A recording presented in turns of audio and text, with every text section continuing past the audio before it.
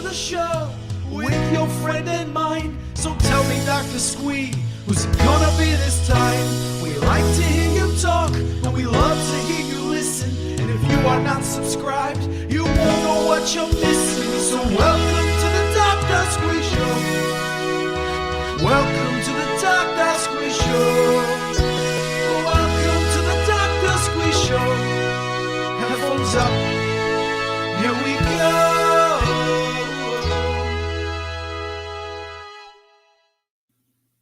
Hello and welcome to the Dr. Squee Show. I'm Dr. Squee and this is my show. Guys, look, we've had quite a few firsts on the Dr. Squee Show before. So we've had an Oscar winner, which was really great. We've had people who've won Emmys and loads of other Rock and Roll Hall of Fame inductees. Tonight, we're welcoming a Eurovision winner. We can be more excited. She was one quarter of Bucks Fizz, now touring and releasing new music as the Fizz. Please welcome Cheryl Baker. Yay! How are you doing tonight? I'm doing great. Thank you very much.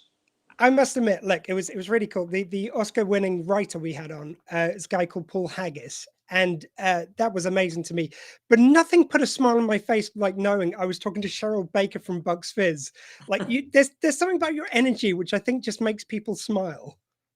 Yeah, my husband tells me to cheer down rather than cheer up. I like smiling. I like being happy. I really hate people who bring other people down, and I hope that I'm the polar opposite of that. I like making people smile. I love it. I think it's a gift. Oh, definitely. Well, you achieved that mission, I believe. So where did it start for you? Was it kind of like, I know Bucks Fizz formed for the Eurovision Song Contest. Was that where it started? Did you already start music before that? How did it work? No, I started 6 years before that. In 1975, I was working as a secretary, which is what I studied for at school, with the dream of being a singer. And the bloke that I worked for was an Israeli. It was just me and him. That was the whole company. And there was the threat of a war in Israel, as happens a lot. And he went off back to Israel, and I was on my own. And I thought, what am I going to do? And so I bought the Melody Maker, as I did every week. You know, every week I bought the Melody Maker and the NME, the New Musical Express. And I always used to look at the situations vacant and the singers required and all that in the back. But this time I really meant it, because I thought, this is nuts. You know, I'm working for a bloke who's not even here. So I opened, I think it was the Melody Maker, and on the back page where the singers required, they wanted a girl to make up be the fifth person in this particular band called Coco, and she needed to be able to sing harmony, and that's my thing. Harmony is my thing. And so but it said must have experience. That was the only thing that was not quite right. And I thought, you know what, just go for it. I rang my mum and I rang my sister and to get a bit of Dutch courage, and they said, just go for it, Ree. You know, my real name's Rita. Just go for it, Ree. And so I rang, and I somehow I got an audition and I got the job, and that was in 1975. And we actually we did the Eurovision in 1978. So I'm one of the only people on the planet that's done the Eurovision more than once. Oh, wow. I didn't realize this. So Wow. How did you do the first time? Like, was Bucks Fizz the second time, wasn't it? Yeah, Bucks Fizz was the second time, and Coco came 11th, which that was in 1978 with a song called The Bad Old Days, and 11th was the worst the UK had done up to that date. You see, 11th doesn't sound too bad these days. Not nowadays, it doesn't. No, we'd all hang the bunting out if we got 11th now, but no, not then. It was. I felt like I'd let the Queen down. Oh, blimey! And the thing is, this shows you how the world's changed. Back then, it would be, you did 11th, that's fine. Let's give you another go in another band. That's absolutely fine. I feel like now it's like, oh, you got 11th, you're out. Like, no one gets a second chance these days. I kind of like that about that era. Yeah, and also, if you think back to when Bucks Fizz won, even when they won the song for Europe, not necessarily the Eurovision, the BBC were right behind us, and they were promoting the song. We did Top of the Pops. Of course, we've got no Top of the Pops anymore. You know, there's no platform for new music really, and but we were doing loads of radio shows, and we were promoting everywhere we went. So by the time we did Eurovision, we were already number 5 in the charts, and you don't see that ever anymore. So No. you know, I just think that we need to rethink the whole Eurovision thing. I don't think we should pull out because I think it's amazing. I think it's actually better now than it ever was because it's just a spectacular occurrence, you know, and it's for the fans rather than for the you know, the people that have got posh frocks and suits on, and really they're only there because they've been invited and they're there for the free wine. You know, that was how it was when we did the Eurovision. Now it's a proper audience of Eurovision fans, which is how it should be, and I think that's amazing. But we need to, you know, come up to the 21st century, or we are in the 21st century still, aren't we? I think I'm so. old now. I'm getting confused. But you know, we need to join in with the rest of Europe and put in not just a great song, but a great performance and great production. And you know, everyone else does it. Why not us? Yeah, I think so. And well, we'll get into the present of Eurovision in a little bit. But when you were going into Bucks Fizz, was it just a straight up audition process, or because you'd already had some chart success and been in Eurovision before, was it kind of more Yeah, you were it was. steered towards it? Well, fortunately, the recording studio that Coco used to use was called Mayfair Sound. And when I left Coco, which was in 1980, I rang Mayfair Sound and I said, look, I've left the band. Do you want me to come along? I can answer your phones. I can type your letters, because in those days there was no emails. Type your letters. I can do BVs for anyone who needs a backing vocalist when they, you know, when they come in. And they went, yeah, come along and come and work for us. And Nicola Martin, who put Bucks Fizz together, knew me. She'd met me because of my association with Mayfair Sound, and my friendship with the couple that ran the studio. And she just happened to come along one day and see me working there and went, why are you here? Why aren't you with Coco? And I went, oh, I've left. And so it was, you know, whatever you want to call it. It was fate. It was perfect timing. But she was putting Bucks Fizz together at the same time as I'd left the previous band, and I was in a, you know, in a venue that she used all the time. And she came along and went, well, then you need to come and listen to this song that we've got in the Song for Europe. So that's how it came about. It was luck. Yeah, it seems like everything aligned there pretty well. Yeah, do you know what? Honestly, I think looking at my career, almost everything has fallen into place at the right time. I've been so lucky. I've been so lucky. I know some people say you've got to put yourself in a position to be lucky, which maybe I did, but even so, like you just said, you know, what do they say? Your ducks all line up at the right. I don't know what the saying is, but anyway, Yeah, it absolutely is exactly what happened for me. It was just the right thing at the right time. It just worked for me in my TV career and everything. It just worked for me. so you're going back to Eurovision. It's the second time you're going in there. Does it feel more or less nervous? Did you feel like better about this song, or does it, you know, do you just get excited, get behind whichever song you're delivering? It's always incredibly nerve-wracking. I mean, you know, Mm. it's, you know, that you're performing in a big venue for a start, so you're looking at you know, thousands of people, but equally, you know, that you're looking out to millions of people via the camera that's in front of your face, you know, that close. So it's very nerve-wracking. But the Paris one that I did in 1978 with Coco, that wasn't a great experience, not just because we came 11th, but the whole thing wasn't a great experience. But Dublin in 1981 with Bucks Fizz, forget the fact that we won, the whole experience was amazing. It was just, the atmosphere was wonderful.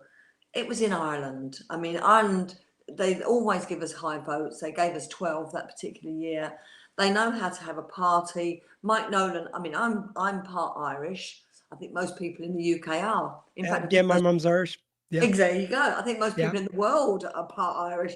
But and Mike Nolan was born in Dublin, where we did the competition. So all of his family were around. We just had a party. We just had an amazing time for the entire time that we were there. And even if we'd come last, I'd have said, wow, that was so much better than Paris. So but to win it, you know, that was my childhood dream. So um, it just blew me away. I can't Yeah. find the right extreme saying, because it really was my childhood dream. When I saw Sandy Shaw win with Puppet on a String, I thought, that's all I ever want to do. I want to sing a song, I want to be in a band, a harmony band, and I want to win the Eurovision Song Contest. And what child, especially a child who comes from a deprived area, which East London was at that time, what child achieves that? It was amazing that I did that. I It's did it. amazing. It Yeah. is. I mean, and for you, for the band, did Bucks Fizz, did you just click as a band? Because nowadays, I think when people think of manufactured bands, it gets a kind of a bad rap. But bands get put together. It happens. It's part of the industry, and it always has been. It's just it's become a vilified thing, I feel like, these days. Whereas people Yeah. forget Bucks Fizz, one of the nation's favorite, most fun bands, like formed in this way. I think when you say vilified, I think we were vilified because we weren't mates. It was like Spade, Duran Duran. They all went to school together and grew up together and all played, you know, instruments and wrote songs together. Because we were actually put together, they almost disregarded us as, you know, they're going to have one hit and then we won't hear from them anymore. So we actually, it was a fight. It was a fight from us, from our production team, from our writers, from our record label. It was a fight to keep us there. And, you know, fortunately it worked because we had lots of hits after that, another 3 number ones. And, you know, so it was, but back in those days, a band that were put together specifically for an event like the Eurovision was frowned upon. So it even was back then. Nowadays, everyone's put together, so it's no big deal. Yeah. I mean, the other thing, which, like, of course, you must get asked about this all the time, but the moment of the skirt being whipped off to reveal the shorter skirt underneath. Nowadays, that would be seen as so tame. You know, and it would, wouldn't it? It would. But then it was jaw dropping. It Yeah. really, it had never been done before, and it was the moment. It's an iconic Eurovision moment, and still is to this day. And even though, as you say, at Eurovision now, you get all sorts of parts of the clothing coming off and showing really revealing outfits, but it was done first by me and Jay, and I don't know. I think everybody remembers that moment, that iconic moment. And, you know, for years after that, we never did it again because I thought, oh, it's been done now. But now we have to do it. When we do festivals, when we do 80s weekends, when we do any gigs at all, we have to do Making Your Mind Up, and we have to do the skirt rip. It's not the same skirt, completely different, but I have bought my local haberdasheries. I've bought them out of Velcro, and every skirt that I buy, I have to buy a size bigger so that I can fold it over and put the Velcro on. It's ready to rip off. It's part and parcel now. Oh, that's wonderful. And I mean, obviously you knew that winning the contest you were going to make headlines, but it was that moment I could only imagine was on the press the next day. You know, was that a bit of a culture shock to see something like that just blowing up in that way? Yeah, I mean, to win it, being as 3 years before I'd lost, and we were tipped to win in 1978, and so we were on, you know, the front page of all the newspapers back then, and then we lost, and there was no mention. It was just, oh, you know, Coco lost the Eurovision, came 11th. Went to win, and then for the next day to be the front page of every newspaper. And also, I must say as well, after the competition, you have to stand on a platform and you're surrounded by cameras and people, you know, filming from all over the world. And there are loads of security guards sort of keeping them all back because they all want a piece of you. That moment, we looked out, we were surrounded, completely surrounded. We had to keep turning around so everyone could get a photo. And that was the moment that we all thought our lives have just changed. And literally, the next day we flew back to England. We came through into the arrivals lounge. The cheer went up. It almost raised the roof. There were banners saying well done Bucks Fizz. There were people playing the cassette as it was then, Yeah. and it was just an amazing. It just, that was when the penny dropped, actually, going back to England and seeing the response that we'd had in the arrivals lounge. And then that day I went home. My family were all there to meet us and greet us at Heathrow. And I went home and I had a normal Sunday at home with everyone saying to me, Reet, you're going to be fine, you know, feet on the ground and everything, which, you know, I fingers crossed I always have had. But I had a proper Sunday roast that my mum cooked and put my feet up and watched a bit of telly, or probably Only Fools and Horses or something like that, you know. It was a normal Sunday, which was great for me. It was great to get a bit of normality into my life. And then the next day, on the Monday, the 6th of April, 1981, we had a meeting with Nicola Martin, who put the group together. She introduced us to Jill Shirley, who was going to be our manager. And then Jill said, right, I've got your itinerary here. Tomorrow we fly to Austria. The next day we fly to Germany. The next day we fly to Switzerland. The next day we fly to Holland. And literally, we took off and our feet didn't land then for 3 years. We used to come back to do Top of the Pops. We'd come back to do a little mini tour or something. But we spent probably 10 months of the year abroad promoting the singles. Wow. Honestly, our feet didn't touch the ground.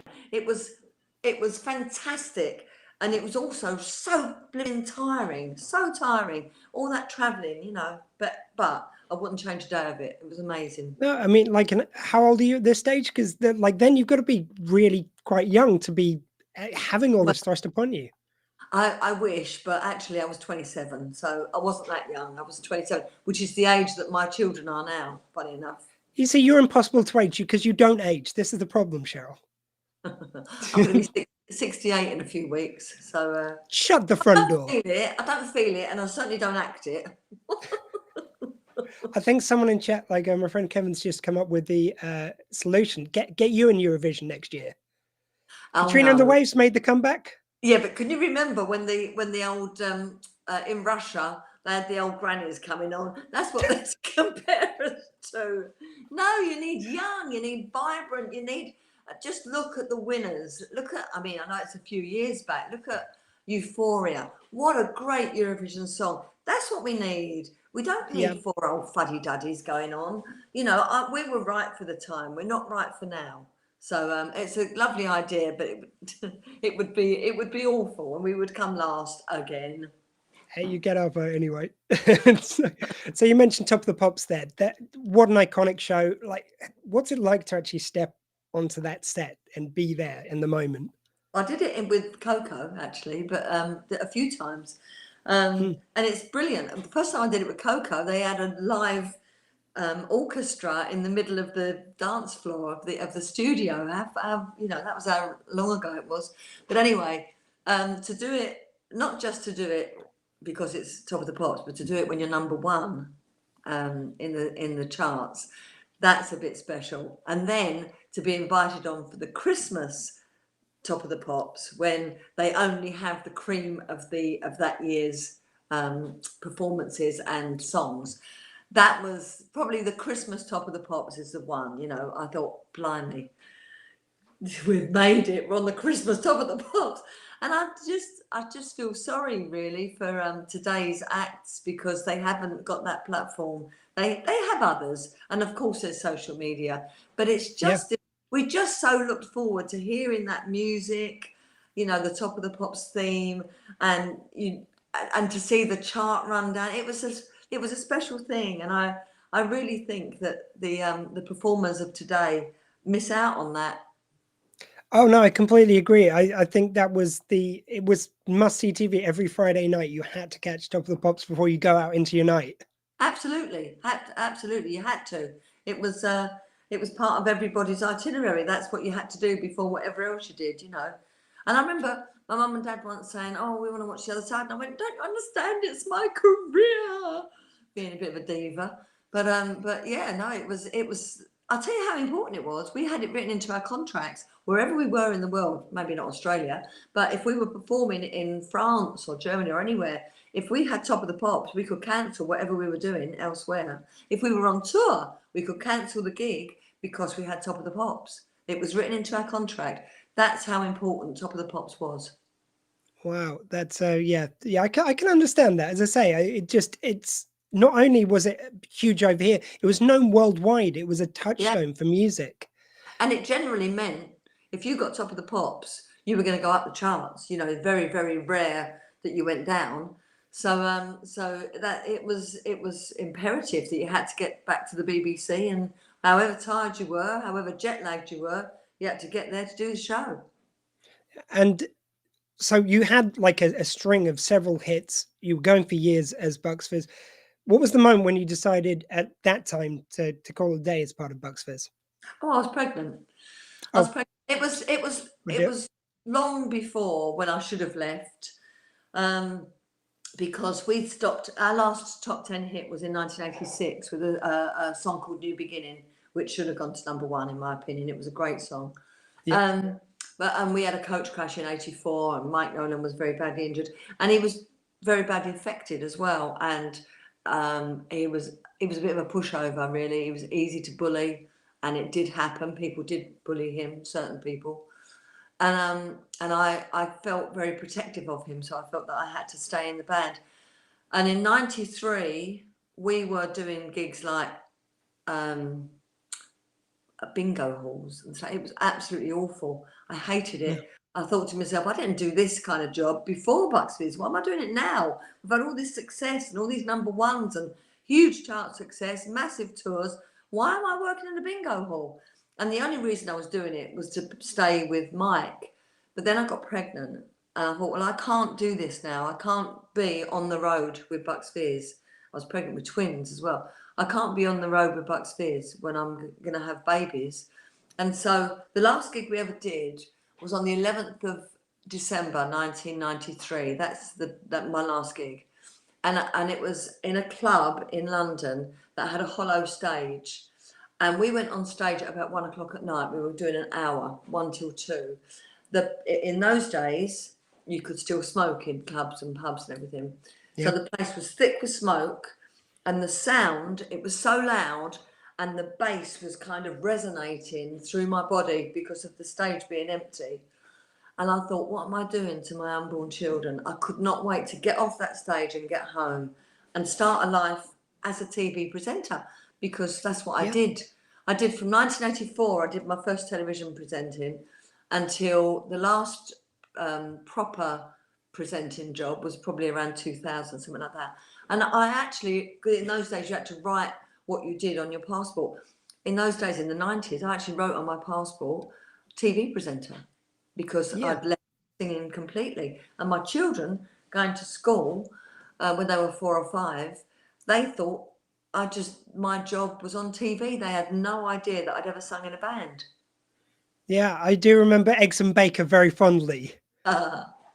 That was the music and cooking hybrid show for children's TV. It was, and funny enough, I wrote a letter today to the girl who there was a woman who used to do all my clothes, because in those days they used to organise your wardrobe to suit the show that you were doing, and I got a letter from her recently, because she's moved and everything, and I wrote to her tonight. I wrote her an email tonight saying how lovely it was, to contact her, and she did all the costumes and everything for Eggs and Baker. So funny that, talking about Eggs and Baker tonight.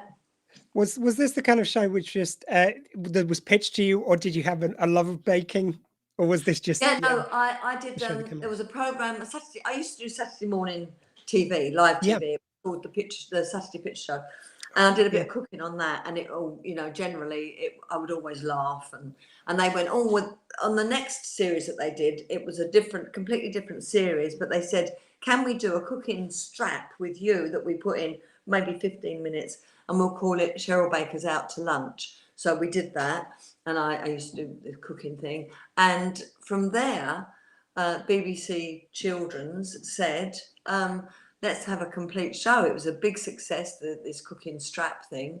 Let's have a proper show. And they called it Eggs and Baker, and it ran for 5 years. And it was on every Saturday morning, different times, different lengths. I think the first series was only 20 minutes, and it ended up being something like an hour. But it was great because I went all over the world doing different recipes and, across America, across Europe. It was wonderful. I had a great time. And it was, yes, in answer to your question, I do like cooking, not necessarily baking, but I love cooking. So for me, it was two great loves, cooking and music combined. It was wonderful.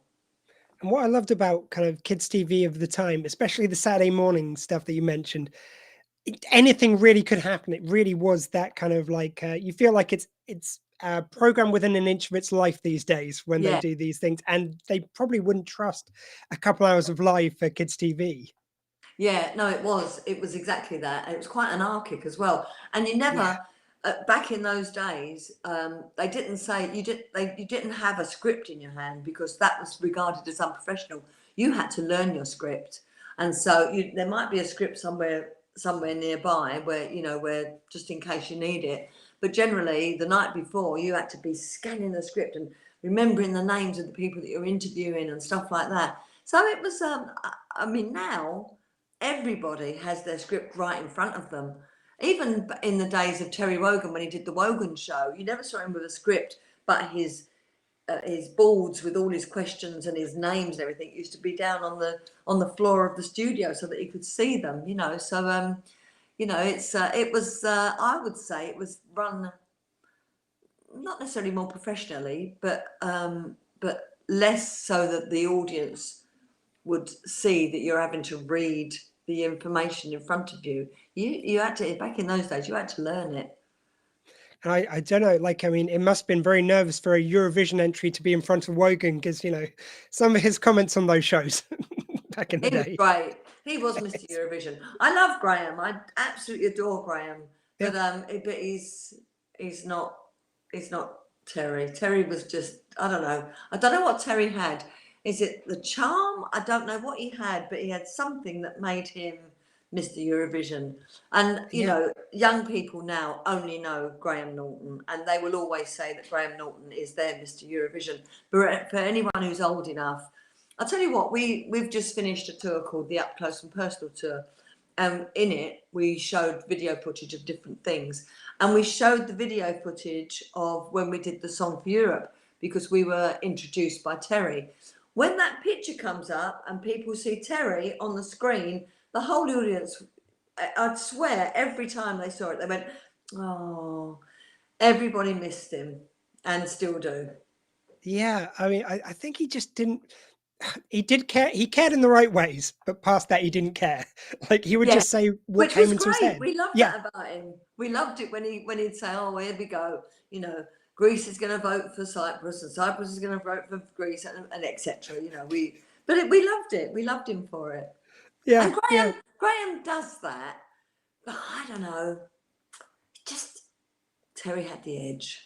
Yeah, I think it really is a generational thing because I grew up with Terry Wogan hosting it. So when I see Graham Norton, yeah, he's great. I've loved Graham Norton since his Channel 4 show, but he's not Terry Wogan. No. And no one's going to be. No. Yeah. Talking about some other of your TV work, one which I think must be nerve-wracking in a whole new way is going on Countdown to be in Dictionary Corner. Yeah. Oh, I did that, didn't I?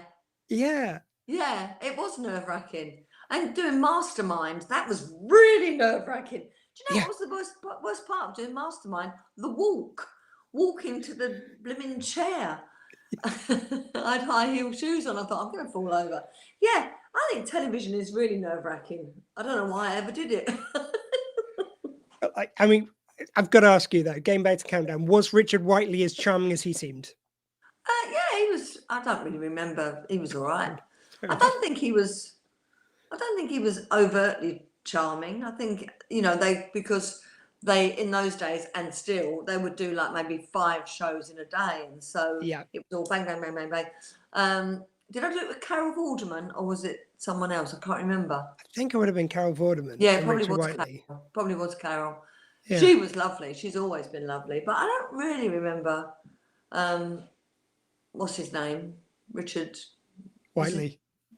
Richard Whiteley. I just remember Like, him as being very dadsy and very kind of like his jokes were so bad that you kind of it was almost endearing. yeah, yeah, yeah. He wasn't my favourite. Sorry. Fair And enough. Fair enough. he wasn't particularly friendly. I think he just kept himself to himself. But Carol was lovely. Oh, fair play. Now, one which is, I think, a lovely one for how warm it is Pointless. Yeah.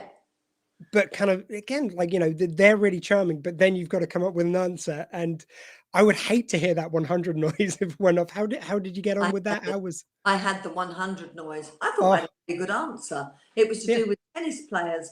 And I came up with an answer and it went, or whatever the noise is. And yeah, no, it was awful when you know that you've lost for your team.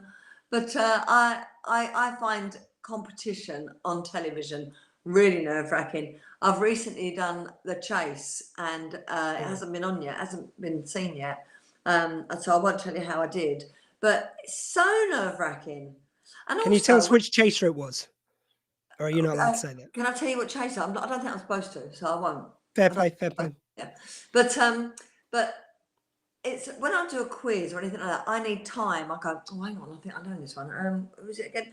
Whereas with these quiz shows, it's come on, you know, you've got to answer really quickly, and that's what I find makes me nervous. So but anyway, yeah, pointless.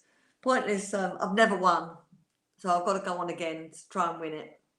Oh, brilliant. Yeah, we look forward to that. One which I just saw you on last week was Would I Lie to You? You popped up as... You're never expecting someone to pop up on that you know from the like memory, you know, the thing which you're remembered from. The Yeah. three of them tell different stories of who knows Cheryl Baker in this case. I mean, and it was Charles Brandreth from The Longest Screen Kiss. Yes. He thought it was the early 80s. It definitely wasn't. It was the late 80s. It was when I was doing my TV career. I was still in Bucks Fizz, but we weren't really, you know, de rigueur anymore. So it was, you know, I was concentrating on my TV career more. And my manager went, Cheryl, you really need to up your profile. So I think this would be good. And she was so wrong. Because it wasn't good. It was. I mean, he's lovely. Charles Brandreth, I think he's a cracking bloke. I really like him. Yeah. But on the night, in the morning, he'd just had a cup of coffee when we did that kiss, and it was really unpleasant. And I was thinking, what am I doing? And I was almost like a statue. And he was aware of this, and our picture was up in the corner of the screen, so people could see that the kiss was still going on while they were interviewing other people. And so, but Giles thought that if we didn't move, it would look like it was just a still shot rather than live footage. So he started running his hands through my hair. And I was thinking, oh, get me off, hurry up, let's break this record. You mentioned that programme. Who was it? It's, oh God, what's his name? Rob Brydon, Lee Mack, David Mitchell. David Mitchell, his the reason that he said that he knew me was because as a child he was invited on because he was a Cub Scout, and his group of Cub Scouts were invited to Live and Kick In or something, one of the Saturday morning programs, and that Bucks Fizz were there as guests, and that I saw him and I could see that he felt sick, he wanted to be sick, and so I got him a bucket. Now I'll tell you what, if I didn't know that I'd done The Longest Kiss, I would have said, yeah, David, what's his name? Mitchell. David Mitchell, definitely. That's the one. I would have said, I thought he had the most credible excuse of how he knew me, but of course it wasn't true. It was The Longest Kiss on screen. Yeah, I mean, yeah, I think I kind of tend to agree with you that Charles Brandreth, a lovely guy, but I'm not sure on-screen kiss is everyone's fantasy. I'm just going to say that. I'll be that bold. Yeah, no, and what was worse was at one point I said he mentioned he had a cup of coffee beforehand, which didn't taste great. He burped. That wasn't great. That wasn't. I thought I was going to be sick. It could have been worse. He also held the record at one stage for longest after dinner speech. And apparently it got so competitive between him and Nicholas Parsons to win this particular accolade. At one stage, they were doing it in 2 different rooms to see who would go the longest. And apparently he went as far as using a bladder pack. So, well, at least my longest kiss was only about 3.5 minutes or something. That wasn't. Oh, blimey! there are worse things than coffee. That's all I'm saying. Definitely. So yeah, and actually, yeah, of course, you'd been a host on Record Breakers as well. Did that mean they could just take your word for it, or were there loads of adjudicators? No, to break a world record, you need 2 people to verify that record, and they have to be professional people. You can't just have your brother and your mate. You know, it has to be professional people, not necessarily from Guinness Book of Records, but they have to have some credibility to say that we are telling the truth. This record really was broken. I did Record Breakers for 11 series and 8 of them with the lovely Roy Castle, and it was a fantastic show to do, because you're working with people that want to be extreme. They want to be the best in their field, better than anybody else in the world. And so you are really dealing with some extraordinary people, and I absolutely loved it, really loved it.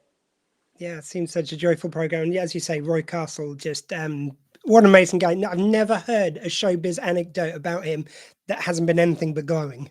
Yeah, no, he was wonderful, and he had the most fantastic sense of humour. He had comic timing. He was a great actor. He was, a fantastic musician, great dancer. He was like the absolute epitome of the entire showman, and he should have been Bert in Mary Poppins. It was wrong that they had Dick Van Dyke. It should have been Roy Castle. Oh yeah, you see, now I want to see that film. Yeah, and Yeah. you want to see it with Roy Castle, not Dick Van Dyke. No, exactly. Yeah, I remember we once met Roy Castle. It was at a Pontins, I think it was, and my brother ended up in the trumpet competition with him. It was like who could play the best trumpet against Roy, and he got to the finals. That's our little claim to fame. Fantastic! That's brilliant. Shout out to Duncan if you're watching. So you've now got back to the studio with the Fizz. So it's 3 of the 4 original members from Bucks Fizz. Yes.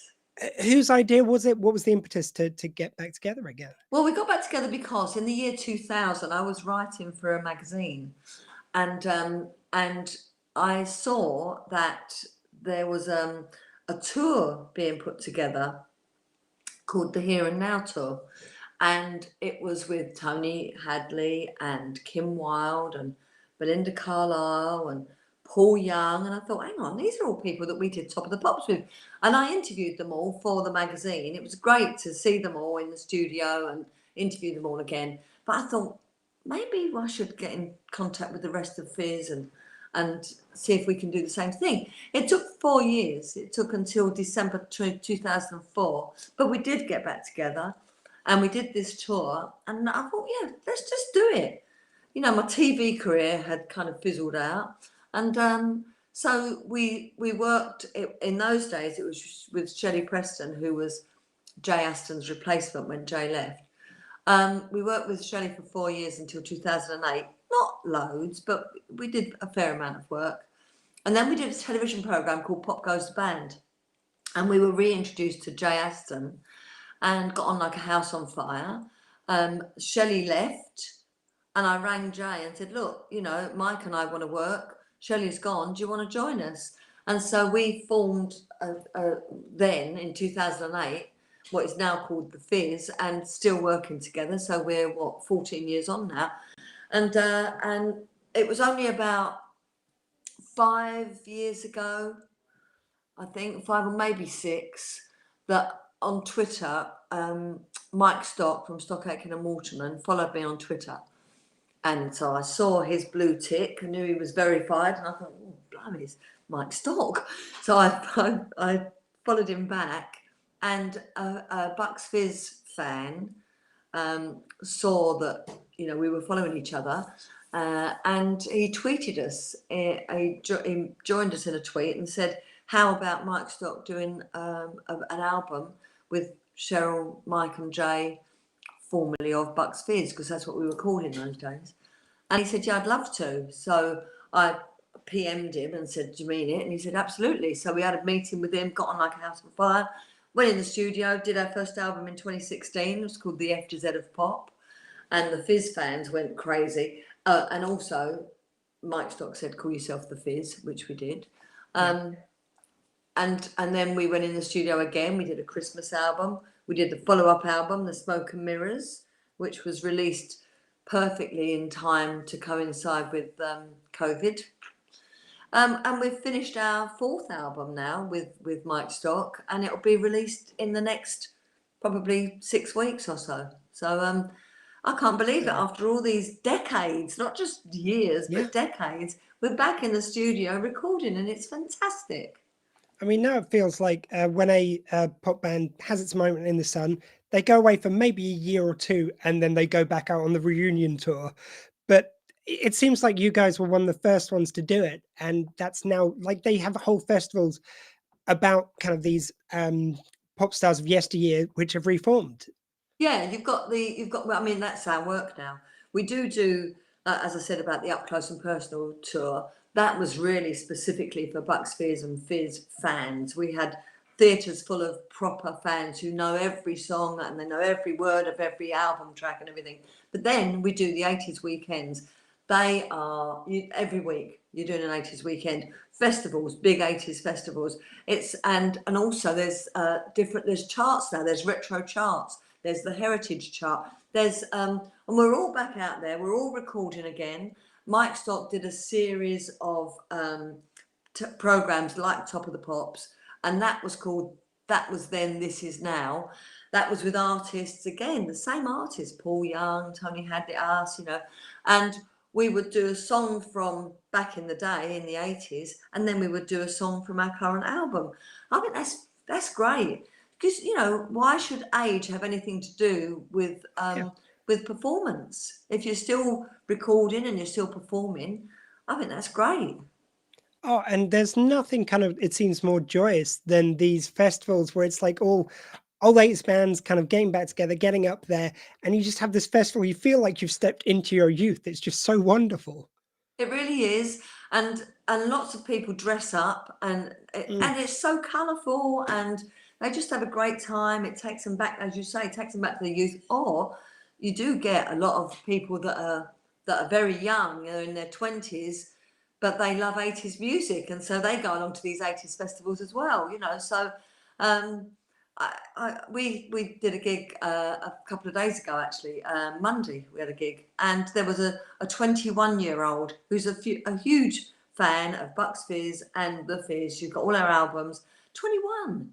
I mean, she wasn't a twinkle in her mum and dad's eye. We won the Eurovision 41 years ago. So she had 20 years until she was born, and yet she still loves us.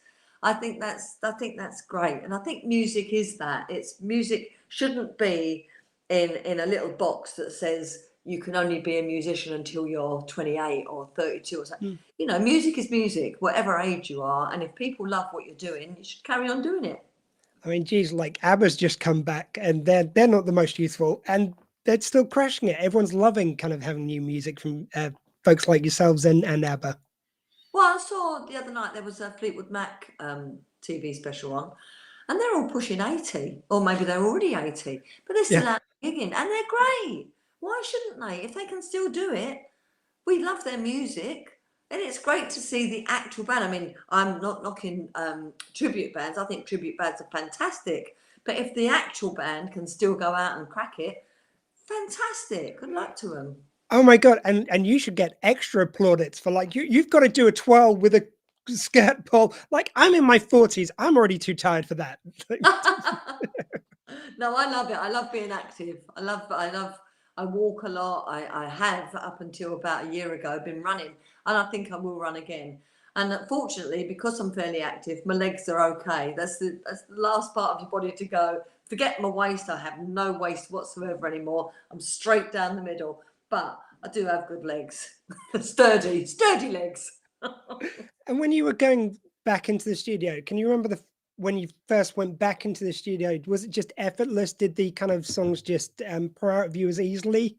No, it was really nerve-wracking because we hadn't been in the studio for so long. It was really nerve-wracking. And also Mike Stock didn't know how best to work with us because he hadn't worked with us before. But then he discovered the best, trial and error. Every time we went in, he realised what kind of song suited what kind of voice, who should go in first, who should do the harmonies, who should sing the leads. And so now it's effortless. But to start with, it was very nerve-wracking, as I said earlier. Yeah, I can imagine Not anymore. getting into that groove. Great now. Yeah, It's great now. now you're just going in for the fun. Yeah. Yeah. One thing I did want to touch upon, mention on your website, the great charity work you do. Is there some charities you want to give a shout out to while we're talking? Yeah, I've done a lot of different charities, and I do support a lot of charities, loads of them actually. But there are two that I'm vice president of, and they are based in Kent, where I live. One of them is Demelza Hospice Care for Children. I don't think there should ever be a hospice for children. I just think, it breaks my heart. And they approached me when they'd only just started their charity. They approached me because I moved to Kent, and I just had my children. They were 2 years old or something. And I thought, oh, please, never, ever let me need a hospice. But thank goodness it's there. And so I'm happy to support Demelza. And also another charity that contacted me is Abigail's Footsteps. And that's this lovely couple, David and Joe. They had a stillborn baby called Abigail. She, she was perfect, but she was born asleep and never woke up. And I thought one of my children was very poorly when she was born, and I thought we were going to lose her, but we didn't. And so it's in a way, if anything, it's my way of saying thank goodness. If I can help this charity, I absolutely will, because I could have been in their shoes. So they're my main two charities: Abigail's Footsteps and Demelza Hospice Care for Children. If anyone's enjoyed this interview, if you've got any change to spare, we understand these are tight times for all of us, but the charities really need the help more than ever in these times. So please do help out where you can. Just before we come to an end, I just wanted to know, we're going to play this one for our Valentine's special, which is going to be the day after Valentine's on the radio. Is there a love song you'd like to play? Now, I might have a guess at one you might choose, just because this is really weird how my memory works. I can't remember someone's name who I met in the park earlier today, but I can remember you on the show Not Fade Away on ITV, where you had to pick it's like Desert Island Discs for TV. And I remember you picked Field of Gold by Sting.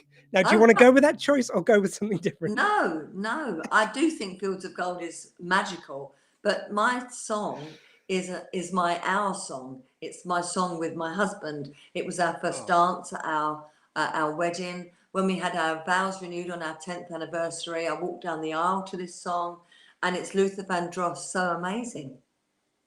Now, if you're listening on the radio version, please enjoy So Amazing by Luther Vandross. But before I let you go, Cheryl, would you mind just recording a very quick bumper for our radio show? Sure, yeah. Just obviously introduce yourself. And this is SW20. You're listening to SW20 Radio, the Dr. Squee Show. Okay. Hi, Cheryl Baker here from the Fizz, and you're listening to SW20 Radio, the Dr. Squee Show. Thank you very much. Thank you very much for sparing some time. This was a real pleasure. As I say, I smiled as soon as I got the email back from you. Just as I say, you just are such a force for happiness, which we really need at this time, I think. Well, that's great. I think that's a lovely thing. Thank you very much for that. I would rather that than you say, oh, she was a miserable cow. I've interviewed a few of those, but this was not one of those occasions. Not many, though, I have to say. Usually people are very nice. Guys, thank you very much for watching. Please do check out this interview again with musical inserts such as Luther Vandross and many others for our Valentine's special this Tuesday on sw20radio.co.uk, and every Tuesday do tune into the show. You can either go there or download the app. And please remember, everyone, I've been Dr. Squee. That was my show. And remember, in a world where you can be absolutely anything, please be kind.